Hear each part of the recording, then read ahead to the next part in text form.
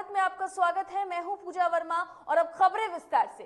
प्रधानमंत्री नरेंद्र मोदी इस सप्ताह संयुक्त राज्य अमेरिका का दौरा करेंगे। वहां वह एक मैराथन कार्यक्रम में भाग लेंगे। पीएम मोदी अमेरिका में एक के बाद एक उच्च स्तरीय बैठक करेंगे। प्रधानमंत्री मोदी 22 सितंबर को वाशिंगटन डीसी पहुंचेंगे और अगली सुबह वह अमेरिका के शीर्ष सीईओ से मुलाकात करेंगे। इस दौरान वह एप्पल के प्रमुख टीम कुक से भी मिलेंगे। हालांकि अधिकारियों ने अभी इसकी पुष्टि नहीं की है। अमेरिका के शीर्ष व्यवसायियों के साथ बैक टू बैक बैठक के बाद पीएम मोदी के अमेरिकी उपराष्ट्रपति कमला हैरिस से भी मिलने की उम्मीद है। कमला हैरिस पहली बार अमेरिका की उपराष्ट्रपति बनी हैं। सूत्रों की माने तो इस बैठक की भी कोई आधिकारिक घोषणा नहीं है, लेकिन प्रधानमंत्री उसी दिन ऑस्ट्रेलिया के प्रधानमंत्री स्कॉट मॉरिसन और जापानी समकक्ष योशिहिदे सुगा से भी मुलाकात करेंगे।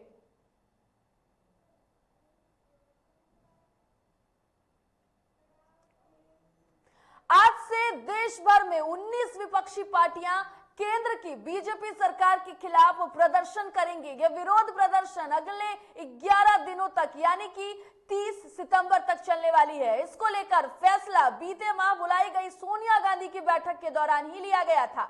20 अगस्त को वर्चुअल बैठक के दौरान विपक्षी पार्टियों के बीच इस बात पर सहमति बनी थी कि साल 2024 लोकसभा चुनाव में बीजेपी को हराने के लिए एकता दिखानी होगी। इन पार्टियों के नेताओं ने केंद्र के सामने 11 मांगों को भी रखा था। बैठक के बाद संयुक्त बयान में बताया गया था कि 20 से 30 सितंबर के बीच 19 विपक्षी पार्टियां देशव्यापी विरोधी प्रदर्शन करेगी और विपक्षी दलों ने कहा था कि सरकार पेगासस मामले की सुप्रीम कोर्ट की निगरानी में जांच कराए, तीनों कृषि कानूनों को निरस्त करे, महंगाई पर अंकुश लगाए और जम्मू कश्मीर को पूर्ण राज्य का दर्जा बहाल करे। विपक्षी ने यह भी मांग की है कि आयकर के दायरे से बाहर के सभी परिवारों को 7500 रुपए की मासिक मदद की जाएगी और जरूरतमंदों को मुफ्त अनाज और रोजमर्रा की जरूरत की दूसरी चीजें भी मुहैया कराई जाए। तो बता दें आपको कि विपक्ष ने 11 जो मांगे थी वो केंद्र के सामने रखी थी, लेकिन अब इन मांगों को पूरा कराने को लेकर के जो विपक्ष है एक साथ एकजुट हो गया है और अब केंद्र के खिलाफ देश भर में विरोध प्रदर्शन किया जाएगा।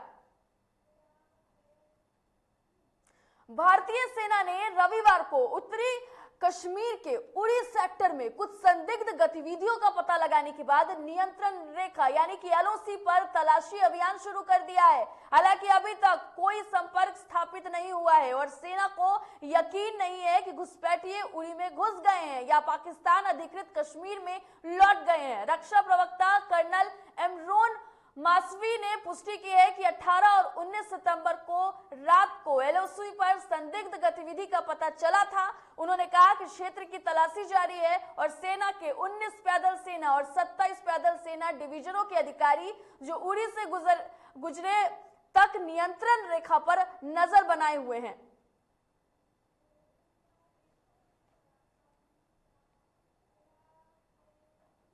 और अब रुक करते हैं बिहार की खबरों का। मुख्यमंत्री नीतीश कुमार जनता दरबार कार्यक्रम में लोगों की फरियाद सुन रहे हैं। मुख्यमंत्री 4 देश रत्न मार्ग स्थित सीएम सचिवालय में लोगों की शिकायतें सुनकर अधिकारियों को आदेश भी दे रहे हैं। पहले से तय विभागों के मुताबिक मुख्यमंत्री फरियादियों की शिकायत सुन रहे हैं। महीने का तीसरा सोमवार होने के कारण मुख्यमंत्री आज ग्रामीण विकास विभाग, पंचायती राज विभाग, ऊर्जा विभाग, पथ निर्माण विभाग, कृषि विभाग, आपदा प्रबंधन विभाग समेत सामान्य प्रशासन विभाग से जुड़े मामलों की सुनवाई कर रहे हैं।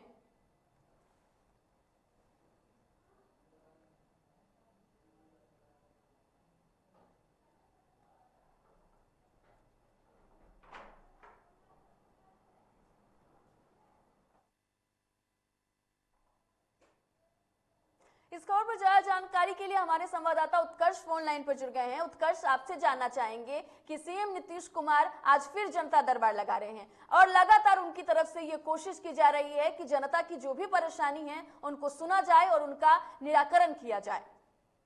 बिल्कुल पूजा, लगातार मुख्यमंत्री नीतीश कुमार जो है वो जनता दरबार लगा रहे हैं। आपको बता दें कि महीने के 3 सोमवार को जो है मुख्यमंत्री जनता दरबार लगाते हैं और आज भी जनता दरबार लगा हुआ है। हालांकि जो परेशानी आती है वो उन लोगों को आती है जो रजिस्ट्रेशन नहीं कर पाते हैं। कुछ वर्ग ऐसे भी हैं जो अभी पढ़ाई से वंचित है, जो नहीं पढ़ लिख सके हैं, उन्हें रजिस्ट्रेशन करना नहीं आता है। ऐसे में जब मुख्यमंत्री से मिलने की गुहार लगाते हैं तो उन्हें नहीं मिलने दिया जाता है। वो जनता दरबार के बाहर खड़े होकर धरना पे बैठ जाते हैं, प्रदर्शन पे बैठ जाते हैं। हालांकि मुख्यमंत्री और तमाम ऐसी पार्टियां हैं वो जनता दरबार लगा के इन लोगों की बात सुनने की जरूर कोशिश करती है, लेकिन कई ऐसे लोग आज भी हैं, कोई फरियादी हैं, जिन्हें कोशिश तो जरूर की जाती है कि मुख्यमंत्री से मिलाया जाए, लेकिन जो प्रोटोकॉल है आरटीपीसीआर का जांच कराना, रजिस्ट्रेशन कराना, इन सब चीजों की वजह से वो नहीं मिल पाते हैं। पूजा। उत्कर्ष, एक सवाल और है आपसे कि जो लोग रजिस्ट्रेशन नहीं कर पा रहे हैं, जो सीएम से नहीं मिल पा रहे हैं, उनके लिए क्या कोई खास व्यवस्था है? उनके लिए प्रशासन क्या कर रही है? जी बिल्कुल पूजा, प्रशासन इस मामले में फिलहाल कुछ नहीं कर रही है। हालांकि एक नियंत्रण कक्ष जरूर बनाया गया है, वहां पर उन्हें समझाया जाता है कि आप अपने निजी, जो कहा जा सकता है, जो आपका ब्लॉक है वहां के बीडीओ से जाके बात करें, वहां से पत्र लिखवा वही रजिस्ट्रेशन कर देंगे। हालांकि जो पटना से कोई ऐसी व्यवस्था नहीं है मुख्यमंत्री की जनता दरबार से कि उन्हें रजिस्ट्रेशन करवाया जाए। इस कारणवश कई लोगों को दिक्कतें आ जाती हैं। दूर दराज से लोग पहुंच तो जरूर जाते हैं मुख्यमंत्री से मिलने के लिए, लेकिन उन्हें मिलने नहीं दिया जाता है। पूजा। उत्कर्ष, आपसे एक और सवाल है कि आप लगातार वहां पर बने हुए हैं, जो लोग सीएम से मुलाकात करके आते हैं उनसे क्या बातचीत होती है? क्या उनकी परेशानियों को सुलझाने के लिए सीएम की तरफ से जो निर्देश दिया जाता है उनको जो अधिकारी हैं वो मान भी रहे हैं या नहीं? पूजा, जो लोग मिल के आते हैं मुख्यमंत्री से, हालांकि आश्वासन जरूर दिया जाता है मुख्यमंत्री द्वारा, और जो तमाम अलग अलग विभाग के मंत्री होते हैं वो भी वहां मौजूद रहते हैं।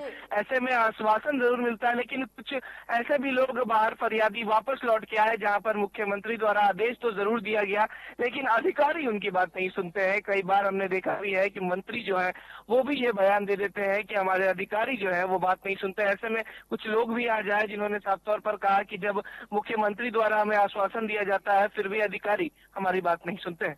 बिल्कुल उत्कर्ष, बहुत बहुत धन्यवाद आपका तमाम जानकारी के लिए। तो बता दें आपको कि सीएम नीतीश कुमार जनता दरबार में लोगों की फरियाद को सुन रहे हैं।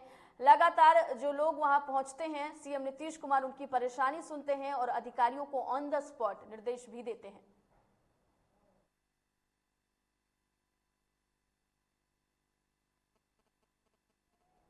जनता दल यूनाइटेड ने लोक जनशक्ति पार्टी के कुनबे में सेंधमारी क्या की कि चिराग पासवान भी नीतीश कुमार को जवाब देने के लिए खुद सामने आ गए। एक तरफ एलजेपी के नेता आज जेडीयू का दामन थामने वाले हैं, पूर्व एमएलसी विनोद कुमार सिंह जेडीयू की सदस्यता लेने वाले हैं, वहीं दूसरी तरफ से चिराग पासवान ने जवाबी हमला करते हुए जेडीयू के पूर्व एमएलसी को लोक जनशक्ति पार्टी में शामिल करने का फैसला कर लिया है। जनता दल यूनाइटेड ने विधान पार्षद रह चुके मुन्ना कुमार सिंह आज लोक जनशक्ति पार्टी में शामिल होंगे। चिराग पासवान के श्री कृष्णापुरी आवास पर शाम 4 बजे मिलन समारोह का कार्यक्रम रखा गया है।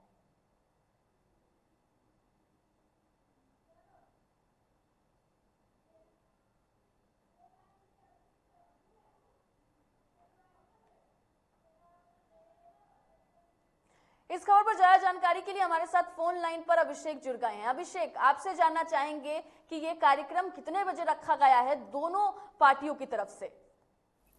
देखिए, जेडीयू दफ्तर के परिसर में जो कर्पूरी सभागार है, उसी कर्पूरी सभागार में आज दोपहर 2 बजे मिलन समारोह है, जिसमें पार्टी के राष्ट्रीय अध्यक्ष भी होंगे, पार्टी के दूसरे बड़े नेता होंगे और जाहिर तौर पर पार्टी के प्रदेश अध्यक्ष उमेश कुशवाहा भी होंगे। और इन बड़े नेताओं की मौजूदगी में जो पूर्व एमएलसी हैं और चिराग गुट के कोर ग्रुप के सदस्य रहे, वो चिराग गुट को छोड़कर जेडीयू में आज शामिल होंगे। आधिकारिक तौर पर वो शामिल हो जाएंगे। उन्होंने चिराग गुट छोड़ने का ऐलान और अपने इस्तीफे का ऐलान उन्होंने पहले ही कर दिया था और डीटीवी भारत से एक्सक्लूसिव बातचीत उन्होंने बताया भी था कि उनकी बात मुख्यमंत्री नीतीश कुमार से हुई, उनकी बात जेडीयू के राष्ट्रीय अध्यक्ष ललन सिंह से हुई और 20 सितंबर यानी आज की तारीख में वो जेडीयू में शामिल हो जाएंगे।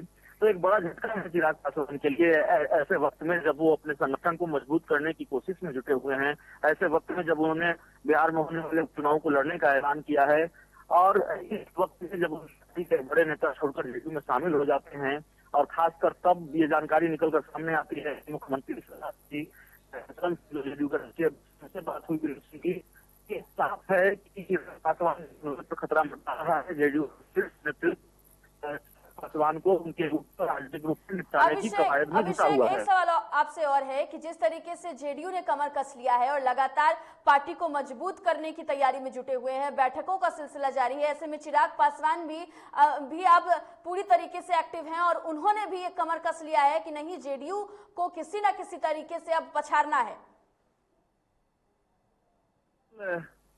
चिराग पासवान और जेडीयू के बीच सहमत का खेल जारी है। चिराग पासवान ने जेडीयू के कुल में रहनुमाई की है और जेडीयू के मुन्ना सिंह वो लोक जनशक्ति पार्टी में शामिल होने वाले हैं, चिराग गुट में शामिल होने वाले हैं। हालांकि आज चिराग पासवान के घर पर 4 बजे मिलन समारोह रखा गया था, लेकिन चूंकि मुन्ना सिंह की दादी का निधन हो गया है, इसलिए फिलहाल आज के कार्यक्रम रद्द कर दिया गया है। लेकिन इतना तय है कि जेडीयू को भी झटका दिया है चिराग पासवान ने और उनकी पार्टी के पूर्व मुन्ना सिंह को अपने पाले में चिराग पासवान ले आए हैं। बिल्कुल अभिषेक, बहुत बहुत धन्यवाद आपका तमाम जानकारी के लिए। तो बता दें आपको कि सीएम नीतीश और चिराग के बीच हम कह सकते हैं कि शह और मात का खेल जारी है। एलजेपी नेता आज जेडीयू का दामन थामने वाले हैं, वहीं जेडीयू के नेता भी एलजेपी का दामन थामेंगे। तो चलिए इस वक्त की बड़ी खबर का रुख कर लेते हैं। इस वक्त की बड़ी खबर पटना से सामने आ रही है। अटल पथ के फुट ओवरब्रिज का उद्घाटन, बड़ी खबर इस वक्त की आपको बता रहे हैं, जहां पथ निर्माण मंत्री नितिन नवीन ने उद्घाटन किया है। बड़ी खबर इस वक्त की, और ब्रिज बनने से सड़क पार करने में लोगों को सुविधा होगी। 3.44 करोड़ की लागत से ये फुट ओवर ब्रिज बना है और सीढ़ी के साथ लिफ्ट भी दी गई है ताकि लोगों को सुविधा मिले। बड़ी खबर इस वक्त की पटना से।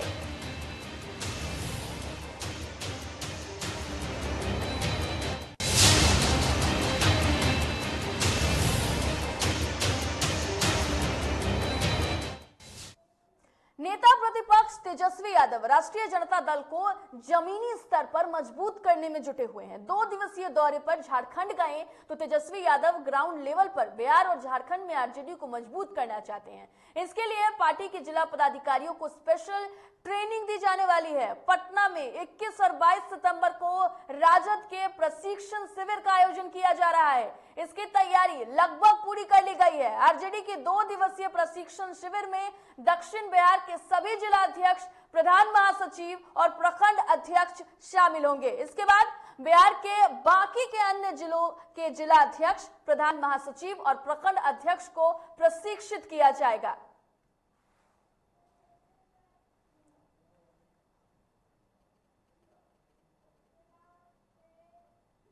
और एक और बड़ी खबर का रुख कर लेते हैं। एक और बड़ी खबर सामने आ रही है प्रिंस राज को लेकर। बड़ी खबर, प्रिंस राज की अग्रिम जमानत याचिका पर फैसला आज। तो इस वक्त की बड़ी खबर आपको बता रहे हैं, जहां राउत एवेन्यू कोर्ट ने फैसला रखा था सुरक्षित।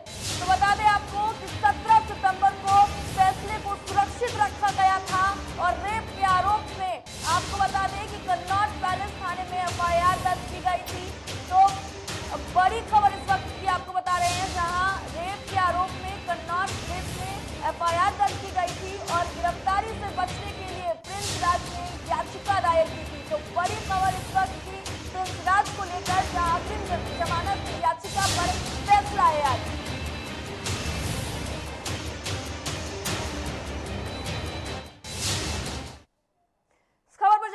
के लिए हमारे साथ फोन लाइन पर अभिषेक जुड़ गए हैं। अभिषेक, आपसे जानना चाहेंगे कि प्रिंस राज के इस मामले में क्या कुछ अपडेट अभी सामने आ रही है? देखिए, प्रिंस राज के मामले में आज सुनवाई होनी है और जो जानकारी हमारे पास है सुनवाई को लेकर, सुनवाई अभी तक तो नहीं हो पाई है और जाहिर तौर पर कोर्ट में दिल्ली के साउथ राउत एवेन्यू कोर्ट में, माफ कीजिएगा, जो सुनवाई होनी है उस पर सबकी निगाहें टिकी हुई है पूजा। और देखना होगा प्रिंस राज की मुश्किलें बढ़ती हैं या फिर कोर्ट प्रिंस राज को राहत मिलती है, ये देखना बड़ा दिलचस्प होगा। क्योंकि प्रिंस राज की मुश्किलें अब तक बढ़ती नजर आई थी। लोक जनशक्ति पार्टी की ही एक महिला कार्यकर्ता ने आरोप लगाए हैं प्रिंस राज पर दुष्कर्म के, और ये पूरा मामला अब कोर्ट में है। प्रिंस राज ने अग्रिम जमानत मांगी है कोर्ट से, तो देखना होगा कि कोर्ट क्या फैसला लेती है प्रिंस राज की जमानत याचिका पर। कोर्ट ने फैसला सुरक्षित रख लिया था और आज इस मामले की सुनवाई के लिए समय मुकर्रर किया गया था, तारीख मुकर्रर की गई थी कोर्ट की तरफ से। जी अभिषेक, आप बिल्कुल इस खबर पर नजर बनाए रखिए, लेकिन इस वक्त बड़ी खबर यही है कि इस मामले को लेकर आज बता दें आपको कि सुनवाई होगी। 17 सितंबर को इस फैसले को सुरक्षित रख लिया गया था। हो सकता है इस फैसले के बाद प्रिंस राज की मुश्किलें बढ़ जाए, लेकिन सभी की निगाहें कोर्ट के फैसले पर टिकी हुई है।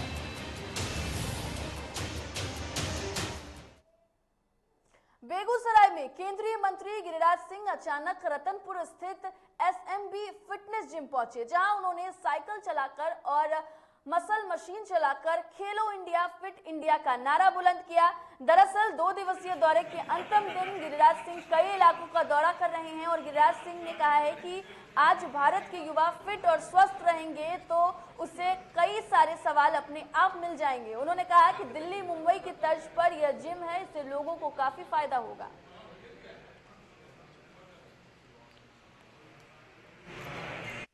जब से नरेंद्र मोदी की सरकार, उन्होंने फिट इंडिया हमारे खेल मंत्री ने किया, खेलो इंडिया। अगर हम फिट इंडिया यानी नौजवान अगर स्वास्थ्य पर ध्यान देते हैं, कई सवालों का जवाब उससे मिलता है।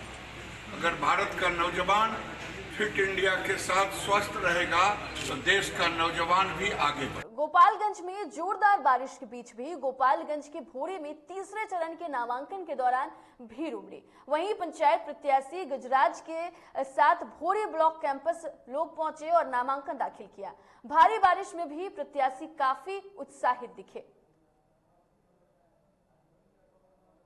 तो बता दें आपको कि भारी बारिश में भी जो लोग हैं वो अपना नामांकन कराने के लिए पहुंच रहे थे। तस्वीरों में भी आप देख सकते हैं कि किस तरीके से लोग जो है वो उत्साहित नजर आ रहे हैं और भारी बारिश हो रही है वहां पर, लेकिन फिर भी लोग जो हैं वो नामांकन कराने के लिए बूथ पर पहुंचे, अपना नामांकन कराया और इस बारिश में भी उनके उत्साह में किसी तरीके की कमी नहीं आने दी।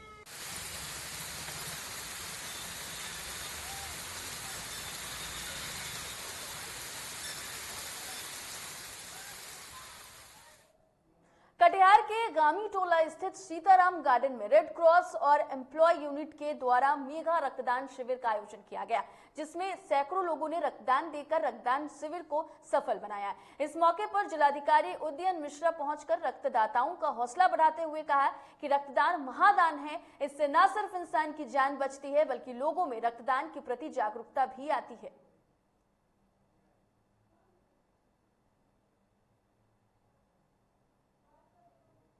डॉक्टर रंजना ने एक रिक्वेस्ट किया था कि यहाँ पर होल ब्लड होता है तो सेपरेटर की व्यवस्था होनी चाहिए। जो कलकत्ता से टीम आई हुई थी उनसे मैंने वो भी बात की है, तो उन्होंने कुछ और भी स्पेस जो कि आवश्यक होता है मानकों के लिए, उसके लिए बोला है कि अगर वो हम लोग उपलब्ध करा देंगे तो सेपरेटर भी हमारे यहाँ लग जाएगा। और ये जो आज हमारा महारक्तदान शिविर है, जैसा आपने ठीक ही कहा कि कटिहार में ब्लड बैंक में बहुत ही कम यूनिट्स ब्लड बचे थे, तो आज के शिविर में जैसा कि चमरिया साहब कह रहे हैं और ये कहते हैं तो गलत नहीं कहते हैं कि 200 यूनिट से ज़्यादा हम लोग कलेक्ट करेंगे।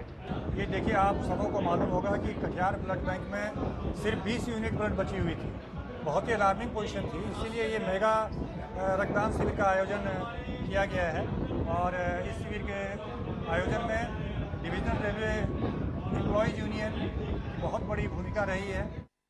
सुपौल में आगामी दुर्गा पूजा को शांतिपूर्ण माहौल में संपन्न कराने के लिए सार्वजनिक दुर्गा पूजा समिति मेहदीपुर मंदिर परिसर में बैठक आयोजन की गई और बैठक की अध्यक्षता सरयुग प्रसाद मंडल ने किया। इस दौरान मंदिर समिति के सचिव मदन श्रीवास्तव ने बताया है कि इस बार सरकार द्वारा जारी गाइडलाइन के अनुसार ही पूजा पाठ करवाया जाएगा। इस मौके पर मंदिर पूजा कमेटी के दर्जनों कार्यकर्ता मौजूद रहे। मेहदीपुर स्थित दुर्गा मंदिर में एक आवश्यक बैठक की गई, जिसमें निम्नलिखित बिंदुओं पर विचार किया गया। सेवा दल के अध्यक्ष को प्रभार दिया गया। साथ ही यह निर्णय लिया गया कि दुर्गा पूजा संपन्न होने तक जितने भी सेवा दल के सदस्य हैं या अध्यक्ष, सचिव, सभी तत्पर रह करके इस पर्व को संपन्न करने में सहायक होंगे। सरकार द्वारा गाइडलाइन जो कोरोना काल के समय से चल रहा है उसका अनुपालन 100% हो, इस संदर्भ में गहराई से गंभीरता पूर्वक विचार किया गया और साथ ही सेवा दल के कार्यकर्ता को पूरी तत्परता से कार्य करने की दिशा निर्देश दी गई। बिहार के वैशाली जिले के करनौती की बेटी को इंसाफ दिलाने के लिए भूमिहार ब्राह्मण सामाजिक फ्रंट के द्वारा एक विशाल कैंडल मार्च निकाला गया। खुदीराम बोस फुटबॉल मैदान में श्रद्धांजलि सभा आयोजित कर मृतका को श्रद्धा सुमन अर्पित किया गया। वहीं पूर्व मंत्री सुरेश शर्मा ने कहा है कि वैशाली का यह घटना काफी दुखद है और निंदनीय है और पुलिस के द्वारा अब तक जो कार्रवाई की गई है वह असंतोषजनक है। पूर्व मंत्री अजीत कुमार ने कहा है कि इस घटना को पूरे समाज से झकझोर कर रख दिया है। वैशाली के बेटी को न्याय दो। वैशाली के बेटी 48 घंटे का भूमिहार ब्राह्मण सामाजिक फ्रंट के द्वारा प्रशासन को अल्टीमेटम दिया गया था। 48 घंटा बीत गया। हमने कहा था कि अगर कार्रवाई नहीं हुई तो हम सड़क पर उतरेंगे। हम सड़क पर उतर गए हैं। 2 दिन के बाद पूरे राज्यव्यापी आंदोलन हमारे फ्रंट के बैनर पे होगा। दुखद है और हम लोगों ने वहां जाकर के देखा है वह लड़की के साथ जिस तरह से उसका पैर तोड़ा गया, हाथ तोड़ा गया, उसके चेहरे को कूचा गया, ऐसी दर्दनाक घटना शायद ही कहीं सुनने को मिला होगा। हम इससे बहुत ही मर्माहत हैं और ये राज्यव्यापी आंदोलन हो जाएगा अगर उस व्यक्ति को नहीं पकड़ा गया और उसको सजा नहीं मिली, उसको कम से कम फांसी की सजा मिलनी। नरकटियागंज में 2 दिन पहले विशुनपुरवा गांव के पंडाई नदी में डूबकर एक बच्चा लापता हो गया था, जिसे सुबह पंडाई नदी से ग्रामीणों के सहयोग से बरामद कर लिया गया। बता दें आपको कि डूबे बच्चे की पहचान जो है वो विशुनपुरवा गांव निवासी 10 वर्षीय चांदसी कुमारी के रूप में की गई है और कुमार के रूप में की गई है। और घटना के बारे में बच्चे के पिता ने बताया है कि बच्चा बकरी चराने नदी के किनारे गया था, जहां पैर फिसलने से वो नदी में जा गिरा था।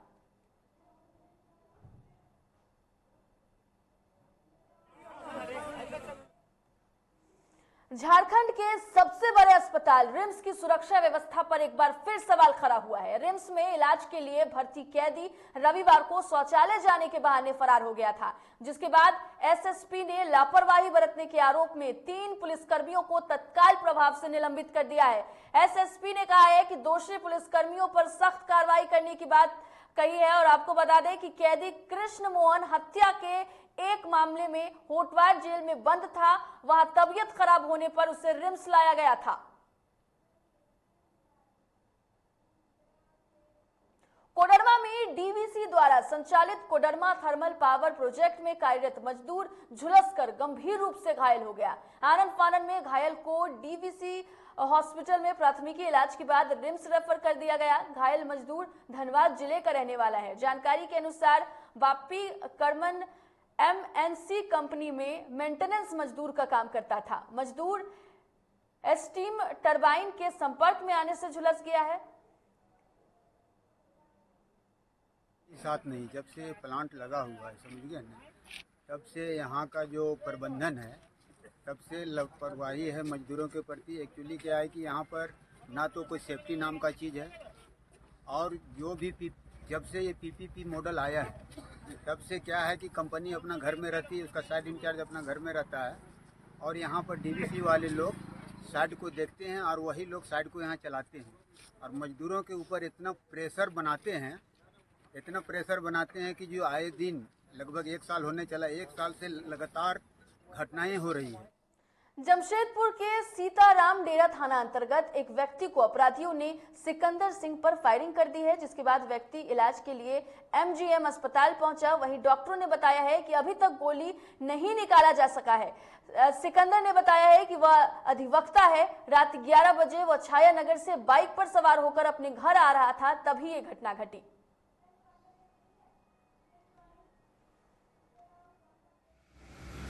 देश और दुनिया की तमाम खबरों के लिए देखते रहिए DTV भारत। मुझे दीजिए इजाजत। नमस्कार।